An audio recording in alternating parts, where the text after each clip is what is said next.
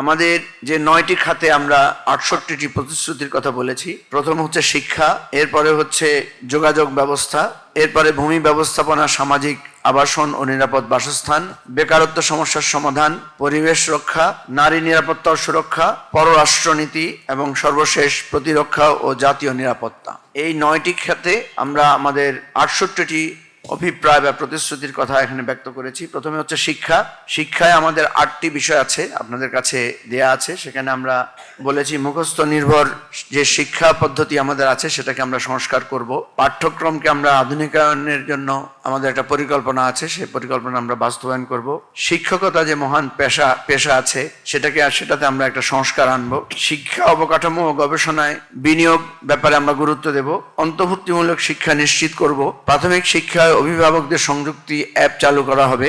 স্থানীয় স্কুল, স্থানীয় সিদ্ধান্ত, অর্থাৎ স্কুল পরিচালনায় স্থানীয় অভিভাবক এবং স্থানীয় কর্তৃপক্ষকে আমরা কিছুটা দায়িত্ব দেওয়ার আমরা চিন্তা করেছি। স্কুল কেন্দ্রিক যানজট নিরসন ও স্কুলগামী শিশুদের নিরাপত্তার জন্য আমরা বিশেষ ব্যবস্থার পদক্ষেপ নেব, যাতে স্কুল ছাত্রদের জন্য আলাদা বাস থাকে এবং নিরাপদে তারা যাতে সেই যাতায়াত স্কুলে যেতে পারেন। যানজট নিরসন হয়, আলাদা আলাদা গাড়ি না থেকে সেগুলোতে যাতে লাইভ ট্র্যাকিং সুবিধা সহ অভিভাবকরা যাতে বাসের অবস্থান জানতে পারেন, সেরকম একটা শিক্ষাক্ষেত্রে আমরা এরকম 8টি পরিকল্পনা আমরা নিয়েছি।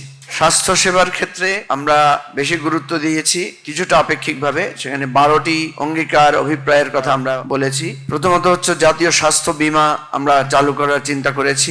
একটি জাতীয় স্বাস্থ্য বীমা চালু করা হবে যাতে প্রতিটি নাগরিক আর্থিক সুরক্ষা পায়। প্রত্যেক বাংলাদেশিকে একটি ইউনিক হেলথ আইডি কার্ড দেওয়া হবে। এই হেলথ কার্ড কেন্দ্রীয় ডাটাবেসের সঙ্গে সংযুক্ত থাকবে এবং রোগের চিকিৎসা ইতিহাস ও বীমা অবস্থার তথ্য সেখানে থাকবে। ইউনিয়ন পর্যায়ে প্রাথমিক যে স্বাস্থ্য কেন্দ্রগুলো আছে এগুলোর মান অবস্থানকে আমরা উন্নত করার জন্য পদক্ষেপ নেব। প্রতিটি কেন্দ্রে একজন এমবিবিএস চিকিৎসক, 2জন প্রশিক্ষিত নার্স, একজন মিডওয়াইফ, একজন লাইসেন্সপ্রাপ্ত ফার্মাসিস্ট এবং একজন মেডিকেল অ্যাসিস্ট্যান্ট সেখানে আমরা রাখার পরিকল্পনা করেছি। সেখানে একটু আধুনিক যন্ত্রপাতি সংযুক্ত করা হবে।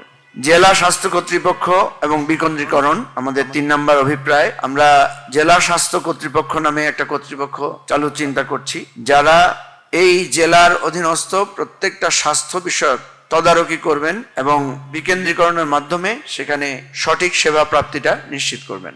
ওমবার্সম্যান অফিস বা ক্লিনিক্যাল নেগলিজেন্স ট্রাইব্যুনাল গঠন করার প্রস্তাব করছি, আমরা পরিকল্পনা করেছি।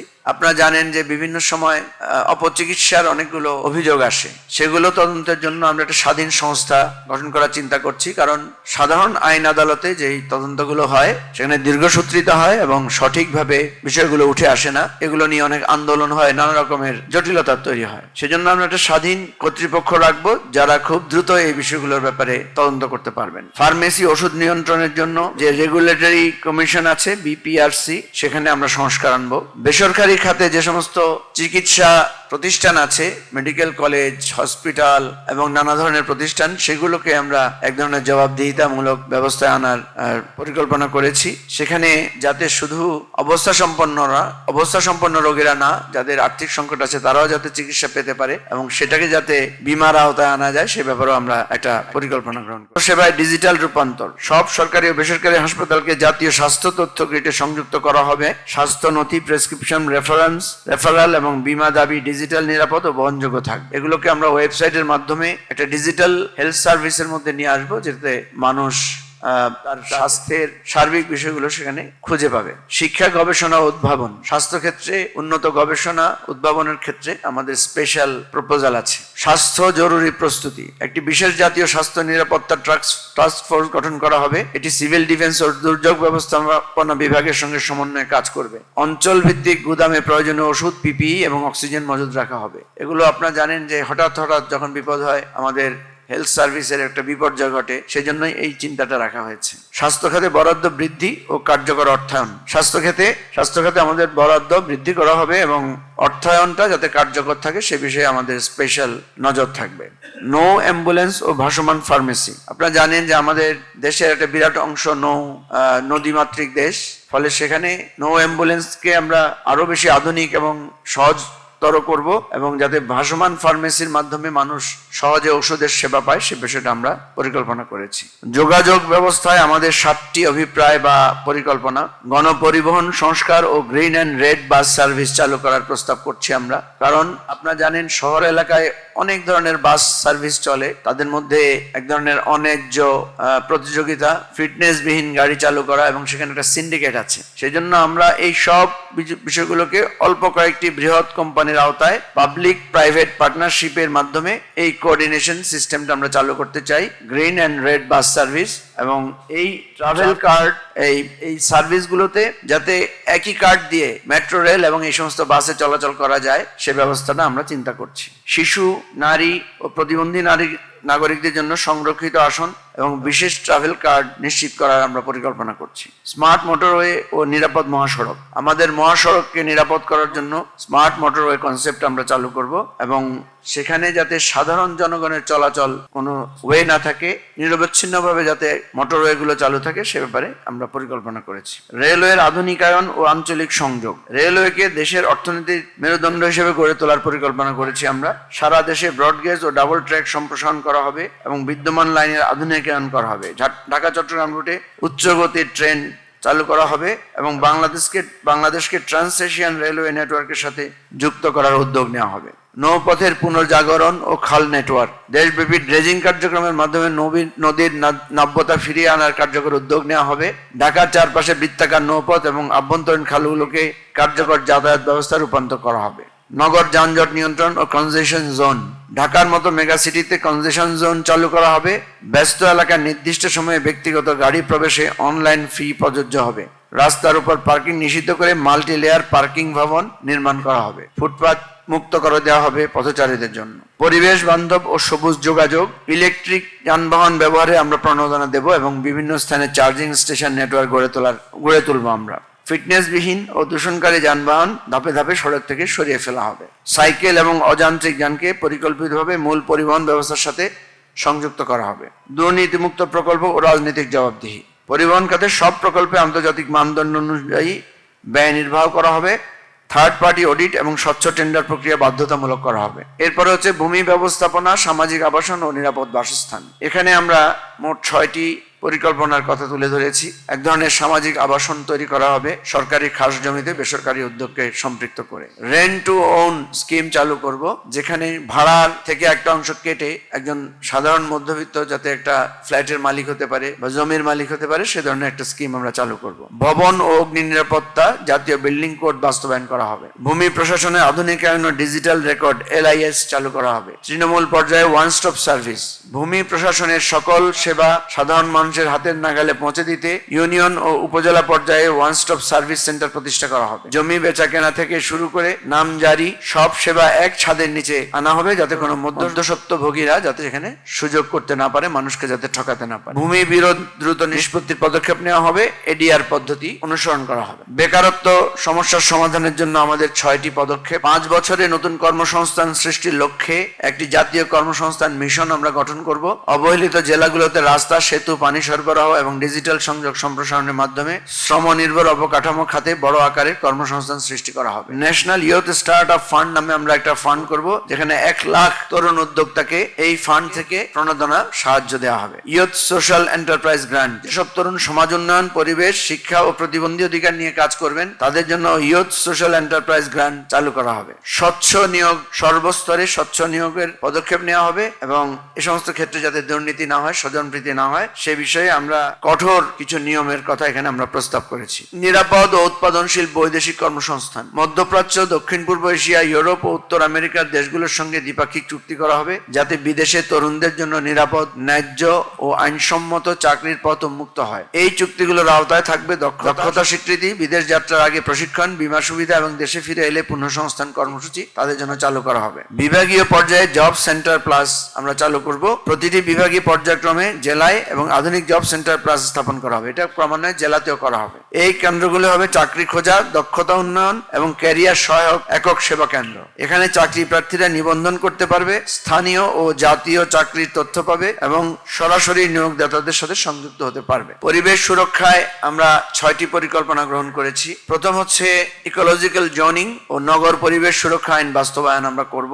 বড় শহরগুলোতে বাধ্যতামূলক ইকোলজিক্যাল জোনিং চালু করা হবে। জলাভূমি, খাল, নদী, লেক, বনভূমি ও প্রাকৃতিক সবুজ এলাকা আইন দ্বারা সংরক্ষিত করা হবে। 2, আরবান ইকোলজিক্যাল ম্যাপ এবং মাস্টার প্ল্যান বাধ্যতামূলক করা হবে। যারা এই মাস্টার প্ল্যান মানবেন না তাদের অনুমোদন দেওয়া হবে না। সবুজ অবকাঠামো ও নগর জীবনের পুনরুদ্ধার। প্রতিটি ওয়ার্ডে অন্তত একটি পার্ক বা খেলার মাঠ নিশ্চিত করার উদ্যোগ নেওয়া হবে। দখল হয়ে যাওয়া মাঠ ও উন্মুক্ত স্থান উদ্ধার করে নাগরিক ব্যবহারের জন্য ফিরিয়ে দেওয়া হবে। পরিবেশ বান্ধব গণপরিবহন, গ্রিন মোবিলিটি। ঢাকা সহ বড় শহরে ইলেকট্রিক বাস চালু ও চার্জিং স্টেশন স্থাপন করা হবে। মেট্রো রেল ও ট্রাম নেটওয়ার্ক সম্প্রসারণ করে ব্যক্তিগত গাড়ি নির্ভরতা কমানো হবে ও নিয়মিত পাবলিক ফেরি সার্ভিস চালু করা হবে। পরিবেশ শিক্ষা ও নাগরিক অংশগ্রহণ নিশ্চিতকরণ। প্রাথমিক ও মাধ্যমিক পর্যায়ে পরিবেশ শিক্ষা বাধ্যতামূলক করা হবে। স্কুল ভিত্তিক বৃক্ষরোপণ, খাল রক্ষা ও বর্জ্য ব্যবস্থাপনা কর্মসূচিতে শিক্ষার্থীদের যুক্ত করা হবে। পৃথক বর্জ্য সংগ্রহ ও আধুনিক বর্জ্য ব্যবস্থাপনা আমরা চালু করব। এ ব্যাপারে আমরা বিস্তারিত এখানে তুলে ধরেছি। এরপরে হচ্ছে নারী নিরাপত্তা ও সুরক্ষা। এই ব্যাপারে আমাদের 6টি পরিকল্পনা। শহর ও জনবহুল এলাকায় smart street light, CCTV monitoring এবং গণপরিবহনে নারী সিট, সিসিটিভি, জিপিএস ট্র্যাকিং চালু করা হবে। রাতে নিরাপদ চলাচলের জন্য নির্দিষ্ট নাইট বাস ও সেফ স্টপ চালু করা হবে, বিশেষ করে কর্মজীবী নারী ও শিক্ষার্থীদের জন্য। স্থানীয় কমিউনিটি ওয়াচডগ, অনলাইন সুরক্ষা টাস্কফোর্স গঠন করা হবে। কর্মক্ষেত্রে নারীর নিরাপত্তা ও সমতা নিশ্চিত করা হবে। শিশু ও বয়স্কদের জন্য দিবা যত্ন কেন্দ্র স্থাপন করা হবে। পারিবারিক সহিংসতা ও ধর্ষণ প্রতিরোধে আইন সংস্কার করা হবে। পারিবারিক সহিংসতা ও ধর্ষণ সংক্রান্ত আইনসমূহ পর্যালোচনা ও সংস্কার করা হবে, নারীর নিরাপত্তা নিশ্চিত এবং বিচার প্রক্রিয়া দ্রুত ও কার্যকর করার লক্ষ্যে।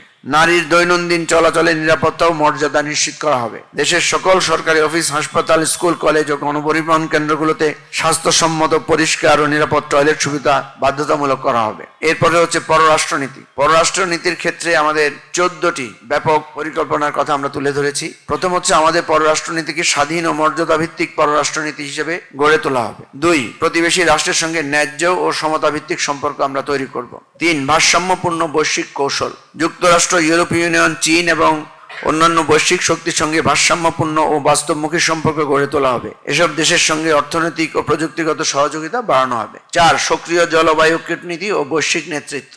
জলবায়ু পরিবর্তন মোকাবেলায় বাংলাদেশকে একটি শক্তিশালী আন্তর্জাতিক কণ্ঠ হিসেবে প্রতিষ্ঠা করা হবে। জলবায়ু তহবিল, প্রযুক্তি হস্তান্তর এবং ক্ষতিপূরণ আদায়ে দৃঢ় কূটনৈতিক অবস্থান নেওয়া হবে। সুন্দরবন উপকূলীয় অঞ্চল ও নদী ব্যবস্থা রক্ষাকে বৈদেশিক আলোচনার কেন্দ্রে রাখা হবে। রোহিঙ্গা সংকটে ন্যায়ভিত্তিক আন্তর্জাতিক সমাধানের জন্য উদ্যোগ গ্রহণ করা হবে। পেশাদার ও দক্ষ কূটনৈতিক কাঠামো গড়ে তোলা হবে। জ্বালানি নিরাপত্তা ও জ্বালানি কূটনীতির ক্ষেত্রে আমরা কোনো একক উৎসের উপর নির্ভরতা না রেখে দ্বিপাক্ষিক ও বহুপাক্ষিক আঞ্চলিক সহযোগিতার মাধ্যমে তেল, গ্যাস ও নবায়নযোগ্য জ্বালানির স্থায়ী সরবরাহ নিশ্চিত করার চেষ্টা করব। পানীয় সামুদ্রিক নিরাপত্তা এবং ব্লু ইকোনমির ব্যাপারটাকে আমরা অগ্রাধিকার দিব। আঞ্চলিক পরিবহন ও বাণিজ্য সংযোগ বৃদ্ধি করব। বাংলাদেশের পাসপোর্টের বৈশ্বিক মর্যাদা বৃদ্ধি করার জন্য আমরা পদক্ষেপ নেব। বাংলাদেশের ভাবমূর্তি পুনর্গঠন ও আন্তর্জাতিক ব্র্যান্ডিং এর জন্য আমরা কাজ করব। বাংলাদেশের মানবাধিকার লঙ্ঘন, রাজনৈতিক সহিংসতা ও দুর্নীতির নেতিবাচক ইমেজ থেকে বের করে এনে একটি প্রগতিশীল, দায়িত্বশীল ও বিনিয়োগ বান্ধব রাষ্ট্র হিসেবে আন্তর্জাতিক অঙ্গনে পুনরায় বাংলাদেশকে ব্র্যান্ড করা হবে। পর্যটন কূটনীতি ও বৈশ্বিক পর্যটন বাজারে বাংলাদেশের অবস্থানকে শক্তিশালী হিসেবে তুলে ধরা হবে। কক্সবাজার, সুন্দরবন পার্বত্য অঞ্চল ও ঐতিহাসিক স্থাপনাগুলোকে আন্তর্জাতিক পর্যটনের মানচিত্রে প্রতিষ্ঠিত করা হবে। মুসলিম বিশ্বের সাথে কৌশলগত সম্পর্ক আমরা আরো জোরদার করব। শক্তিশালী প্রতিরক্ষা ও নিরাপত্তা কৌশল আমরা গ্রহণ করব। সর্বশেষ আমাদের হচ্ছে প্রতিরক্ষা ও জাতীয় নিরাপত্তা। প্রাতিষ্ঠানিক পেশাদারিত্ব ও রাজনীতি মুক্তকরণের জন্য আমরা আমাদের যে সমস্ত সংস্থাগুলো আছে, বিশেষ করে এনএসআই, ডিজিএফআই সহ অন্যান্য প্রতিষ্ঠানগুলো, এগুলোকে আমরা রাজনৈতিক প্রভাব থেকে মুক্ত রাখার চেষ্টা করব এবং এই জন্য পদক্ষেপ গ্রহণ করব।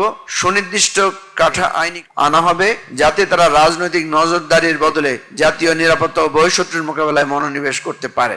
সীমান্ত সুরক্ষায় স্মার্ট বর্ডার ম্যানেজমেন্ট আমরা চালু চালু করব। সীমান্ত হত্যাকাণ্ড শূন্যে নামিয়ে আনতে নজরদারি, ড্রোন, সেন্সর এবং থার্মাল ইমেজিং প্রযুক্তির ব্যবহার নিশ্চিত করা হবে। সীমান্ত ও সমুদ্র সীমায় টহল এবং সার্বভৌমত্ব রক্ষায় বিজিবি ও কোস্টগার্ডকে আরো উন্নত সরঞ্জাম প্রদান করা হবে। স্বেচ্ছাসেবী পার্ট টাইম ন্যাশনাল সার্ভিস, 18 বছর বা তার বেশি বয়সী শিক্ষার্থীদের জন্য সেনাবাহিনীর প্রত্যক্ষ তত্ত্বাবধানে উচ্চশিক্ষার পাশাপাশি একটি স্বেচ্ছাসেবী part time national service programme চালু করা হবে।